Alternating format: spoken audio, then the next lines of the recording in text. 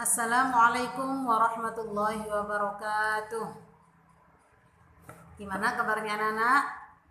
Baik, untuk saat ini kita akan belajar tentang tajwid ya. Silahkan kalian buka buku tajwidnya yang sudah disiapkan. Kita melanjutkan pelajaran yang kemarin. Untuk yang kemarin kita sudah belajar tentang jumlah huruf hijaiyah dan pembagiannya. Kemudian kita sudah belajar huruf-huruf idhar qamariyah ya. Masih ingat anak-anak huruf-huruf idhar qamariyah ada berapa? Ya, benar ada 14 ya. Kemarin kan sudah ada nadhamannya juga. Bila bertemu hijaiyah hukumnya al-ada dua, satu izhar qamariyah, dua idgham syamsiyah. Nah, disitu kan sudah ada alif ba jim ha kha ain ghain fa qaf kaf dan mim waw ha ya, itu semua huruf-huruf qamariyah. Sekarang kita akan belajar tentang huruf-huruf idgham syamsiyah. Ya, sudah dibuka di situ huruf-huruf idgham syamsiyah ada 14 sama dengan huruf-huruf idhar qamariyah. Nah, hurufnya apa saja idgham syamsiyah? Yaitu ta, tha, dal, dzal, ra, za, sin, shin, shad, dhad, ta, dha, lam, nun. Saya ulangi lagi, huruf idgham syamsiyah ada 14, yaitu ta, tha, dal, dzal, ra, za, sin, shin, shad, dhad, ta, dha, lam, nun. Nah, itu kalian harus dihafal. Kemarin idhar qamariyah kan juga ada 14. Sudah kalian hafal kan? Kemudian apa bedanya antara idhar qamariyah dengan idgham syamsiyah? Nah, kalau idhar qamariyah kemarin kalian sudah membuat contoh. Apabila ada al bertemu dengan huruf yang 14 diantaranya alif, ba, jim, ha, kha. Nah, di situ dan terakhir sampai terakhir dinamakan idhar qamariyah.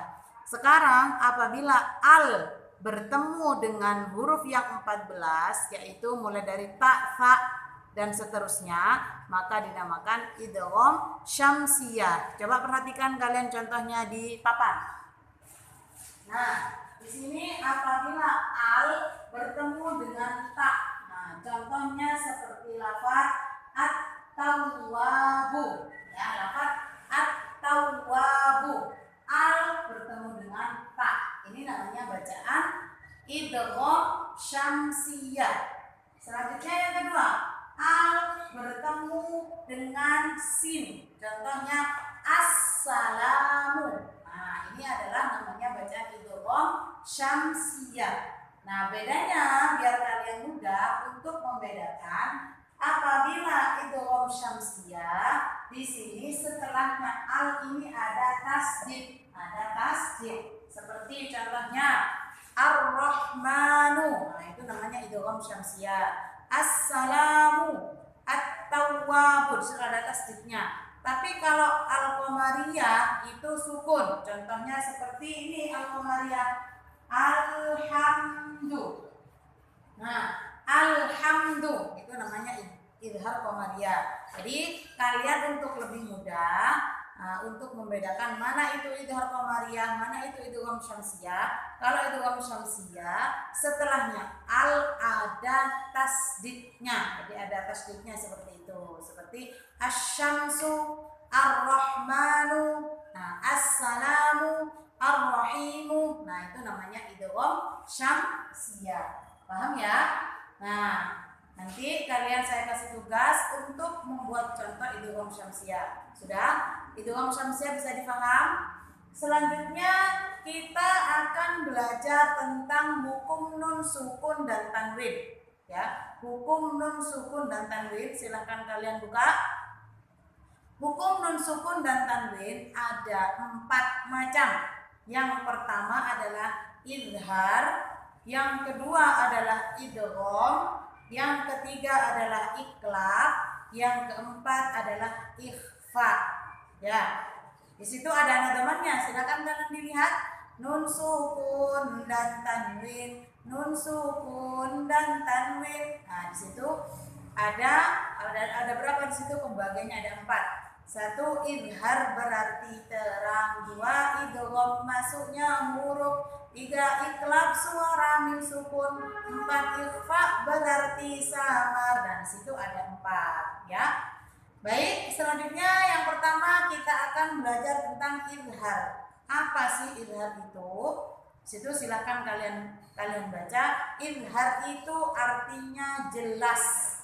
Nah, bacaannya jelas. Nah, hurufnya izhar itu ada 6, yaitu hamzah, ha, ain, ha, ghain, kha. Nah, di sini ada 6. Hamzah, ha, ain, ha, ghain, kha. Hamzah, ha, ain, ha, ghain, kha. Hamzah, ha, ain, ha, ghain, kha. Hamzah, ha, ain, ha, ghain, kha. Itu hurufnya izhar. Nah, ada berapa? Ada 6. Cara membacanya harus jelas dan terang. Apa sih izhar itu?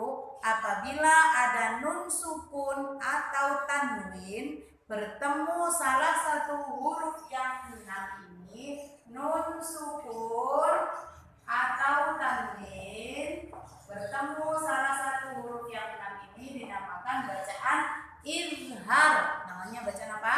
Izhar. Contohnya seperti ini. Coba kalian lihat.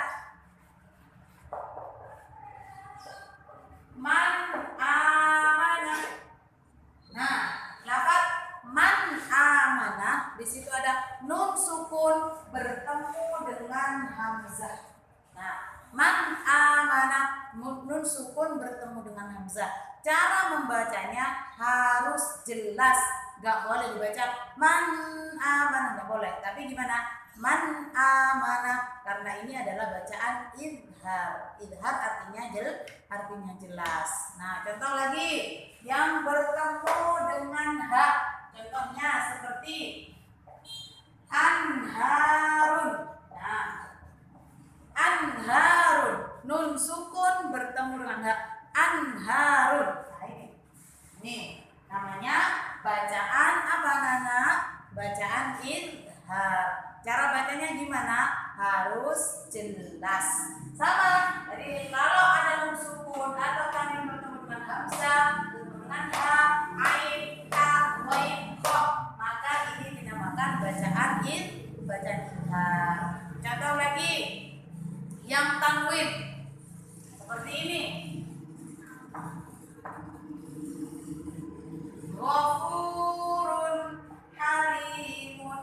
Nah, ini tanwin bertemu dengan ha. Ghafurun halimun. Tanwin bertemu dengan ha. Nah, itu namanya bacaan izhar. Cara membacanya harus jelas. Baik, saya ulangi lagi ya, Nana. Yang dinamakan bacaan izhar adalah apabila nun sukun atau tanwin bertemu dengan salah satu huruf yang 6, yaitu hamzah, ha, ain, ghain, ha, kha.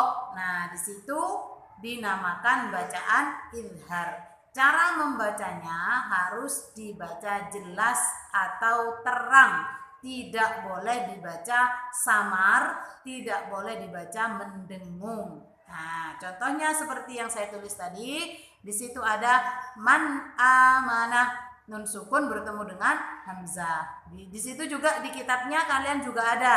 Silakan kalian lihat. Atau nun sukun bertemu dengan ha, min hadin. Nah, nun sukun bertemu dengan ha.